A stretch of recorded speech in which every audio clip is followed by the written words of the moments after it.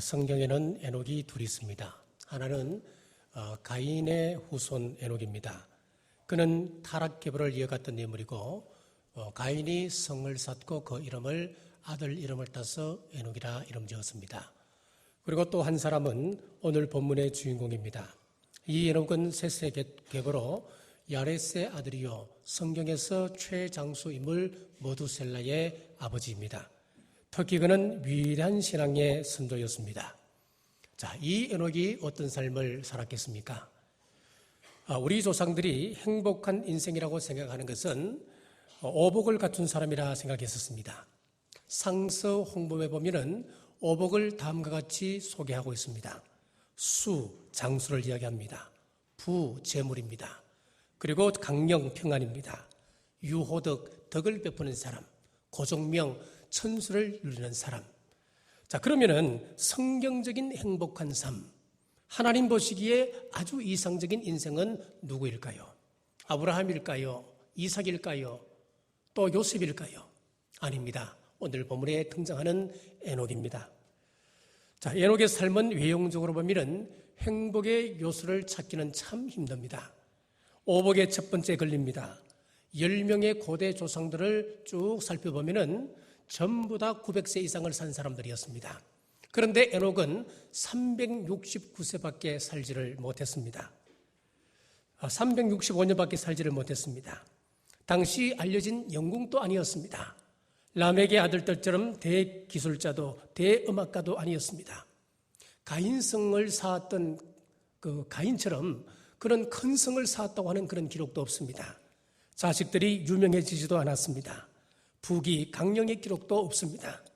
자, 그러면은 무엇이 에녹의 생애로 하여금 가장 행복한 인생으로 이끌었겠습니까? 자, 첫째는 그가 하나님을 만났습니다. 유다서 14장 14절에서 15절에 보시면은 아담의 7대 손 에녹이 사람들에게 대하여 예언하여 이르되 보라 주께서 그 수만의 거룩한 자와 함께 임하셨나니 이는 무사람을 심판하사 모든 경건하지 않은 자가 경건치 않게 행한 모든 경건하지 않는 일과 또 경건하지 않은 죄인들이 주를 거슬러 한 모든 완악한 말로 말미암아 그들을 정죄하려 하심이라 하였느니라.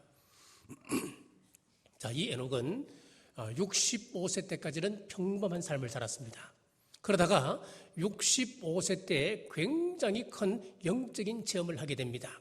그것은 바로 하나님을 만나게 되는데 하나님이 어떤 모습으로 나타나셨냐면은 수만의 천사를 거느리고 이 에녹에게 나타나셨습니다. 하나님께서 천사를 대동하셔서 이 땅에 오셨다. 이 기록은 여기밖에 기록되어 있지 않습니다. 하나님께서 수백 개의 천사를 데리고 오셨다 해도 그건 놀랄 일인데 수천도 아니고 수만의 천사를 거느리고 이 땅에 오셨다.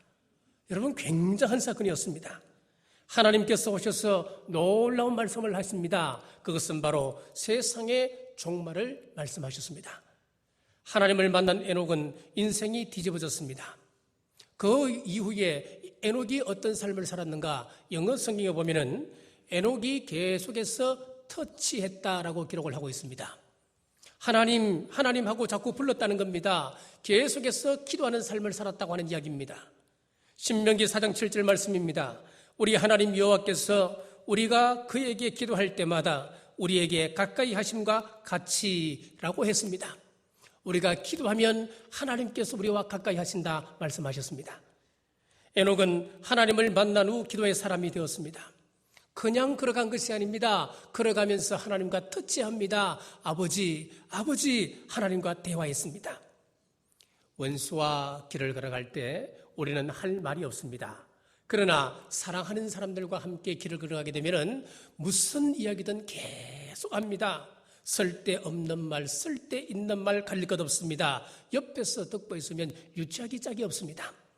마찬가지로 우리가 하나님을 사랑하면 자꾸 터치하는 것입니다. 계속해서 대화하게 되는 것입니다. 여러분, 매일 예수님과 함께 사십니까? 무슨 일을 하든지 주님과 함께 하는 것이 편합니까? 아니면 불편하십니까? 삶의 순간순간마다 우리 주님과 함께 하는 것이 좋다고 한다면 믿음 생활 잘하고 있는 겁니다. 특별한 것 없습니다. 일상 속에서 우리 주님 만나는 것입니다. 어떤 분은 은혜 체험한다고 하면서 산속에 들어가는 사람이 있습니다. 꼭 산에 들어가야만 특별한 일을 겪는 것은 아닙니다. 특별한 어떤 일이 없어도 하나님을 사랑하고 하나님의 뜻을 생각하고 하나님의 일과 표를 우리가 인정하고 산다면 무디처럼 구두방 안에서도 하나님의 은혜를 체험하게 됩니다. 그러므로 너무 자극적인 것 찾지 마십시오. 너무 신기한 것 쫓아다니지 마십시오. 꾸준한 것이 아름다운 것입니다. 평범한 것이 더 아름다운 것입니다. 혜성의 꼬리를 사진으로 찍어 놓으면 참 신비롭습니다. 혜성이 신비감을 주기는 하지만 이 혜성에는 은혜는 없습니다. 그러나 매일 떠오르는 평범한 태양에는 무진장한 은혜가 들어있습니다. 뭐 특별한 그런 신비감은 없어도 그 속에는 은혜가 숨어있기 때문에 한순간 또 태양이 없이는 우리는 살아갈 수가 없습니다. 마찬가지로 평범한 것에 은혜가 있고 행복의 조건이 다 있습니다. 사랑하는 남부가족 여러분, 평범함 속에서 에녹은 하나님을 만났듯이 평범하게 사는 것 감사하시고 이 속에서 하나님 만나는 여러분 되시길 주님의 이름으로 축복합니다. 두 번째는 하나님과 동행했습니다. 창세기 5장 24절에 보시면은 에녹이 하나님과 동행하더니 라고 했습니다. 창세기 5장에 보면은 아담에서 노아까지 계보를 밝히면서 인생의 이력들을 간단하게 기록하고 있습니다. 누구는 몇 세에 누구를 낳고 얼마를 살다가 몇 세에 죽었다. 이것이 대표적인 표현 방법입니다. 그런데 오늘 본문 에녹에 이르러서는 그 내용으로 끝나지 아니하고 설명이 첨가되어 있습니다. 그것은 바로 65세에 머두셀라를 낳았고 22절입니다. 머두셀라를 낳은 후 300년을 하나님과 동행하며 라고 했습니다. 하나님과 동행하였다. 이것이 무엇이길래 이토록 엄청난 가치를 우리에게 부여하고 있단 말입니까? 하나님은 에덴 동산에서 동행하기 위해서 사람을 창조하셨습니다. 그런데 그 사람들이 죄를 범함으로 말미암아 하나님과 동행하실 할 수가 없었습니다. 창세기 6장 3절에 여호와께서 이르시되 나의 영이 영원히 사람과 함께하지 아니하리니 이는 그들이 육신이 됨이라라고 했습니다. 자, 이런 시대에 에녹은 하나님과 동행하는 사람이었습니다. 성도 여러분, 믿음 생활이 무엇입니까? 미가서 6장 8절 말씀에 보면은 이런 말씀이 있습니다. 사람아, 주께서 선한 것이 무엇임을 내게 보이셨나니 여호와께서 내게 구하시는 것이 오직 정의를 행하며 인자를 사랑하며 겸손하게 내 하나님과 함께 행하는 것이 아니냐. 여기 보면은 믿음이라고 하는 것은 큰 업적을 쌓고 대단한 자리를 차지하고 또 출세하고 성공하는 성공주의가 아니었습니다. 믿음이라고 하는 것은 하나님과 동행하는 것이라고 말씀하고 있습니다. 무조건 하나님이 좋아서 하나님을 따라가는 것입니다. 이방 여인 룻은 어머니 나오미가 좋아서 무조건 따라갔습니다. 그가 하나님의 백성임을 알았기 때문이었습니다. 엘리사는 엘리야를 무조건 따라갔습니다. 그가 하나님의 사람이라고 하는 것을 알았기 때문이었습니다. 아브라함은 모든 것을 버리고 하나님의 말씀을 따라 가나안으로 향합니다. 하나님의 말씀이 진리라고 하는 것을 깨달았기 때문이었습니다. 예수님의 제자들은 모든 것을 버려두고 예수님을 따랐습니다. 참 진리를 만났기 때문이었습니다. 믿음은 하나님을 따라가는 것입니다. 지금까지 익숙했던 가치관과 생활 방식을 버리고 성경이 보여주는 새로운 가치관을 따라가는 것이 바로 믿음입니다. 오늘 본문에서 동행한다라고 하는 이 히브리어를 보면은 할라크라고 하는 단어를 씁니다. 이 할라크의 배경을 보면 이렇습니다. 이스라엘 백성들이 광야를 행진할 때에 법궤를 앞세우고 법궤를 쫓아 따라갔습니다. 늘 법궤와 함께 동행했습니다. 여기서 바로 할라크라고 하는 단어가 나오게 되었습니다. 에베소서 5장에 보면 참신앙을 우리에게 설명하면서 예수님과 우리 관계를 부부 관계로 비유하고 있습니다. 결혼한 부부는 모든 삶을 함께합니다. 늘 함께 있는 것이 좋다. 어디를 가든지 함께 가고 싶어 한다. 그러면은 행복한 부부입니다. 그런데 함께 있을 때 불편한 것이 많다고 한다면 그것은 불행한 부부입니다. 대개 남편들이 아내를 세 곳에는 절대로 데려가지 않는다고 그럽니다. 첫 번째는 여자들이 있는 술집에는 아내는 절대로 데려가지 않는답니다. 그리고 두 번째는 도박장에 갈 때도 아내 데려가기를 꺼려합니다. 그리고 세 번째는 다른 여자 만날 때도 절대로 아내에게는 비밀을 합니다. 여러분, 늘 함께 있어도 불편하지 않고 좋은 것, 이것이 바로 할라크 동행입니다. 에녹은 하나님과 동행했습니다. 에녹이 하나님과 동행한다고 그러니까 산속에 들어가서 수도원 같은 수도사 생활을 한다, 그것이 아닙니다. 산채밥에 조롱박으로 파있던 생수를 마시며 살았다, 그것도 아닙니다. 바리새인들처럼 일주일에 시간을 정해놓고 금식하는 것도 아니었습니다. 사람들이 보는 앞에서 구제 활동하는 것도 아니었습니다. 22절 보십시오. 머두셀라를 낳은 후 300년을 하나님과 동행하며 자녀들을 낳았으며, 에녹은 가정생활에 충실하고 있었습니다. 아침이 되면 일터로 나갑니다. 저녁이 되면 집으로 돌아옵니다.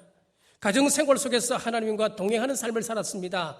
가정과 경건은 절대로 떨어질 수가 없습니다.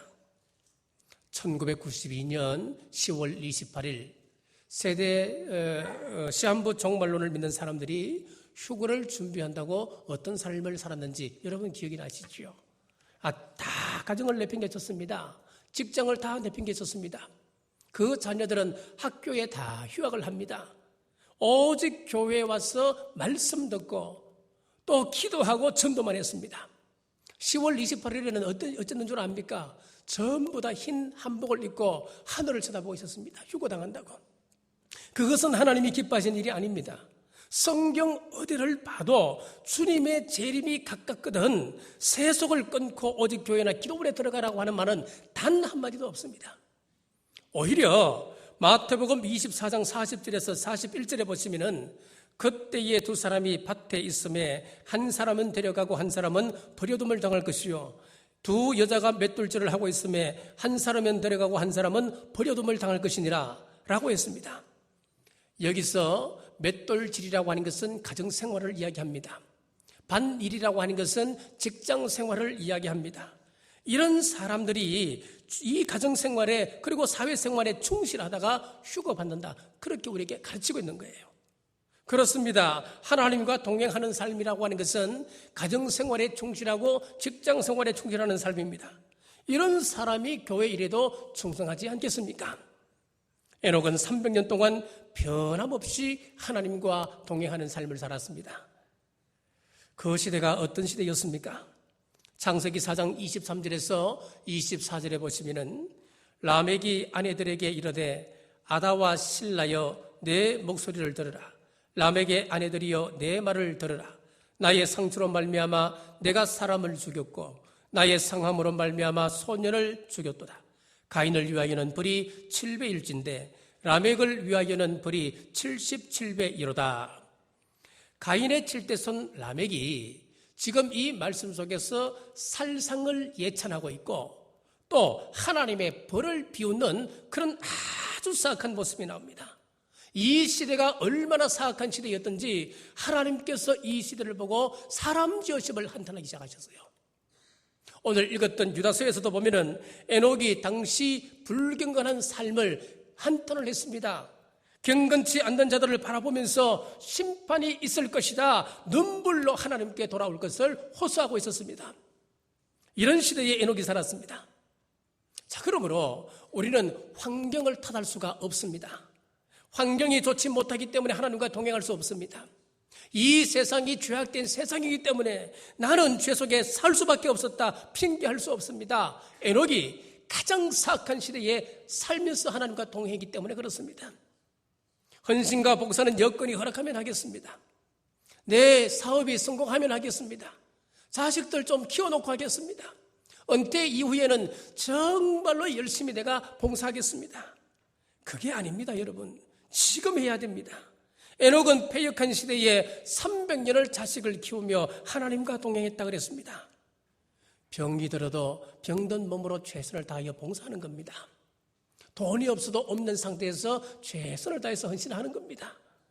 믿음이 연약해도 연약한 그 모습으로 하는 것입니다. 에녹처럼 현실 속에서 우리 하나님과 동행하시는 여러분 되시길 주님의 이름으로 축복합니다. 세 번째는 가치관이 달라졌습니다. 창세기 5장 21절에 보시면은 에녹은 65세에 머두셀라를 낳았고, 에녹이 아들을 낳고 그 이름을 머두셀라라고 이름을 지었습니다. 자, 그런데 이 머두셀라라고 하는 이름의 뜻은 그렇게 좋은 뜻은 아닙니다. 머두셀라라고 하는 이름의 뜻은 창을 던지는 자, 그런 뜻을 가지고 있습니다. 창을 던지는 자는 당시 군사적 용어입니다. 이제 성에 사람들이 살다가 전쟁이 일어나면은 이제 군사를 이끌고 성 밖으로 나가 전쟁을 하지 않습니까? 전쟁을 하게 되면은 군사들을 다 데리고 나가는 것이 아니고 반드시 그 성에는 누구를 남겨두느냐 하니까 창 던지는 사람을 남겨두고 군사들이 성 밖으로 나갑니다. 밖에서 전쟁을 합니다. 전쟁을 치르던 중 전투에서 패하게 됩니다. 그러면은 적들이 이제 성으로 몰려옵니다.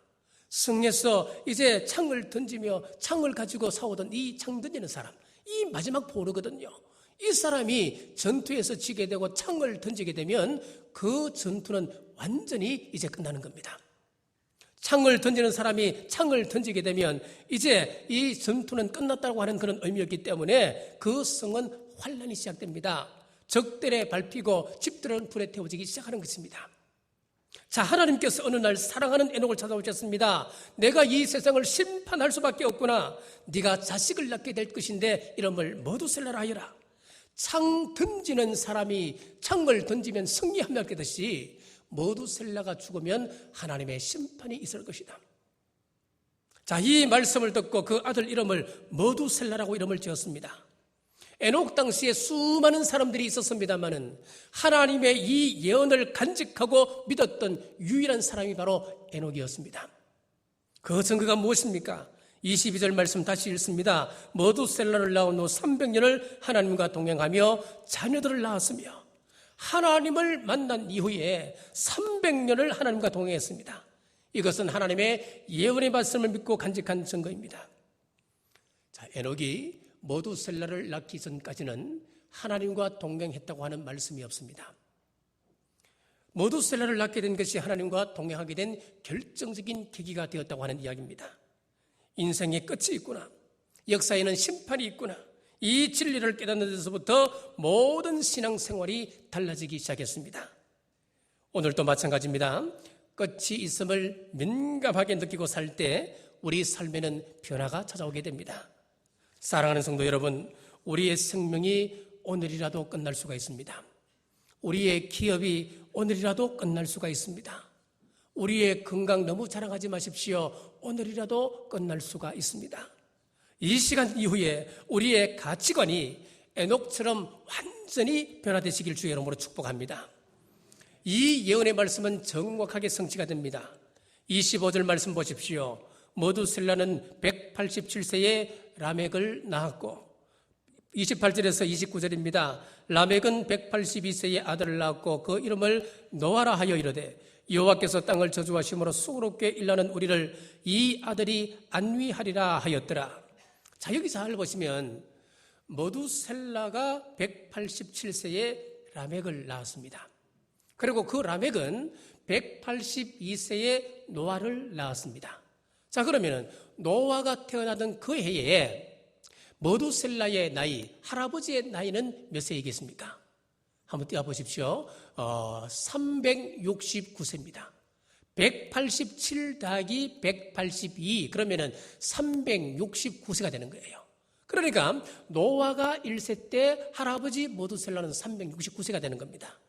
창세기 9장에 보시면은 노아의 나이 600세 되던 해에 홍수가 시작됩니다.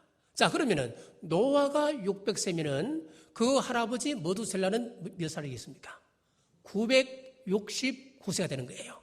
성경에서 가장 최장수 인물이 누굽니까? 969세를 살았던 머두셀라였습니다. 자, 다시 요약합니다. 에녹이 말씀을 듣고 그 말씀을 따라서 아들 이름을 머두셀라라고 이름을 지었습니다. 글자 그대로 머두셀라는 창을 던지는 사람입니다. 그는 마지막 사람입니다.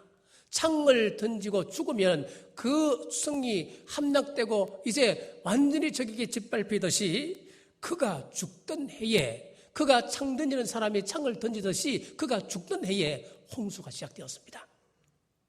자, 머두셀라가 홍수에 빠져서 죽었는지 아니면은 그가 죽고 난 다음에 홍수가 시작되었는지 성경은 분명하게 말씀하지 않고 있습니다만은 어쨌든 그가 969세가 된 그 해에 홍수가 시작되었다는 것은 우리에게 굉장한 전율을 기합니다. 성경이 얼마나 기가 막힌 책입니까? 성경은 1.1획도 틀림이 없습니다. 정확합니다. 이것이 바로 성경의 신비입니다. 그러므로 사랑하는 성도 여러분, 성경이 말씀하시면은 내 상식과 맞지 않아도 아멘으로 응답하시는 여러분 되시길 바랍니다. 내 경험과 고집을 내려놓고 여러분 이 말씀 따라 순종하시는 여러분 되시길 주의 이름으로 축복합니다. 자, 에녹이 하나님과 300년을 같이 동행했더니 그에 따른 보상이 있었습니다. 창세기 5장 24절입니다. 에녹이 하나님과 동행하더니 하나님이 그를 데려가심으로 세상에 있지 아니하였더라. 땅에서 하나님과 동행하였더니 저 천국까지 우리 하나님이 동행해 주셨습니다. 히브리서 11장 5절 말씀에 에녹은 죽음을 보지 않고 옮기었으니 하나님이 저를 옮기심으로 다시 보이지 아니하더라. 여러분, 이 세상 이후에 영원한 세상이 있습니다. 현대인들의 문제점이 무엇이냐 하면은 마치 저 세상을 무시하고 이 세상이 전부인 양 여기에서 모든 것을 누려야 한다고 착각들 하고 살아갑니다. 그러나 분명히 기억하십시오. 영원한 나라가 있습니다. 에녹이 들림받았던 영원한 곳이 있습니다. 지구 저 건너편에 미국이 있고 브라질이 있듯이 이 지구 이외에 영원한 나라가 있습니다. 시편 27편 1절에서 3절에 보시면은 여호와는 나의 빛이요 나의 구원이시니 내가 누구를 두려워하리요. 여호와는 내 생명의 능력이시니 내가 누구를 무서워하리요. 악인들이 내 살을 먹으려고 내게 왔으나 나의 대적들 나의 원수들인 그들은 실족하여 넘어졌도다. 군대가 나를 대적하여 진칠지라도 내 마음이 두렵지 아니하며 전쟁이 일어나 나를 치료할지라도 나는 여전히 태연하리로다. 제가 이 말씀을 묵상하면서 제 마음속에 귀한 감동이 옵니다. 어떤 감동이냐면은 우리가 하나님과 동행하여 살게 되면은 죽음도 두렵지 않다고 하는 사실입니다. 왜입니까? 우리가 죽을 때 하늘의 영광을 바라볼 수 있기 때문에 그렇습니다. 예수님을 믿지 않는 사람들은 세상 떠날 때에 무서운 지옥의 사자들이 와서 끌고 갑니다만은 저와 여러분들은 세상을 떠날 때에 천사들이 와서 데려갑니다. 우리가 세상 떠날 때에 저 밝은 천국이 우리에게 밝히 보입니다. 보아라 즐거운 우리 집 밝고도 거룩한 천국에. 할렐루야. 여러분 얼마나 멋있습니까? 우리는 앞으로 영원한 천국에서 우리 주님과 영원히 동행하며 살게 될 텐데 예행 연습으로 이 땅에서 우리 주님과 손잡고 함께 동행하자 우리에게 말씀하십니다. 사랑하는 성도 여러분, 천국이 확실히 있다고 안다면 천국을 준비하며 사는 것, 그것이 지혜입니다. 그 나라를 의식하며 사는 것이 지혜입니다. 천국을 사모하며 우리 주님과 동행하는 여러분 되시길 주님의 이름으로 축복합니다. 일본은 1886년도 명치 유신으로 근대화가 가속되기 시작했습니다.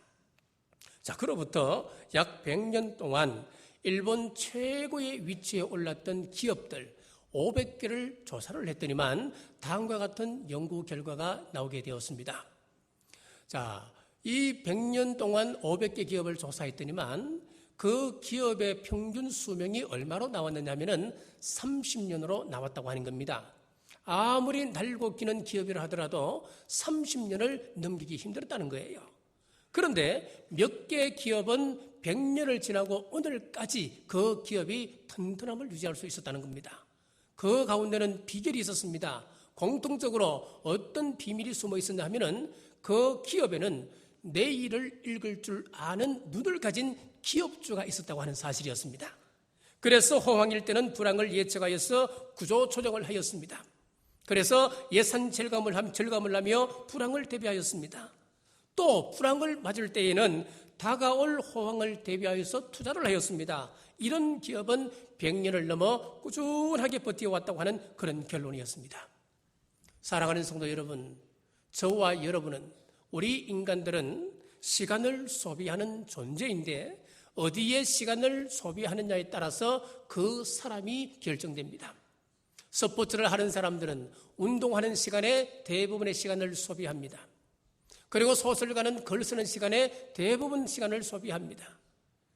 에녹은 하나님과 동행하는 데 시간을 집중하였습니다. 마지막 때를 준비하면서 예언하는 것에 모든 시간을 소비하였습니다. 예수님이 어느 때 오실는지 우리는 알 수 없습니다.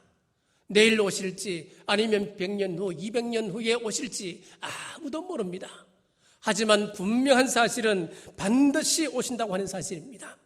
우리 성경에는 예수님의 재림에 관한 구절이 2163구절이나 기록되어 있습니다. 그래서 성경에 있는 믿음의 사람들은 한결같이 마지막 때를 바라보며 준비하며 살아갔던 사람들이었습니다. 에녹이 하나님과 동행하는 삶을 살았듯이 우리 또한 매일매일 주님과 동행하시길 바랍니다. 그리하여서 에녹이 휴거의 첫 열매가 되었듯이 우리 또한 주님 오시는 그날 천국 백성 되시는 남북교회 온 성도들 되시길 주님의 이름으로 축복합니다. 기도하겠습니다. 아버지 하나님, 하나님과 온전히 동행한 에녹을 통하여서 오늘 말씀 주심 감사합니다. 하나님의 말씀은 반드시 이루어짐을 말씀을 통해 깨닫습니다. 우리에게 주신 말씀을 깨닫고 가까이 하고 순종하며 주님과 동행하여 주님 기쁨 되게 하여 주옵소서. 에녹이 하나님과 동행한다고 하는 것은 삶 속에서 성실을 말했습니다.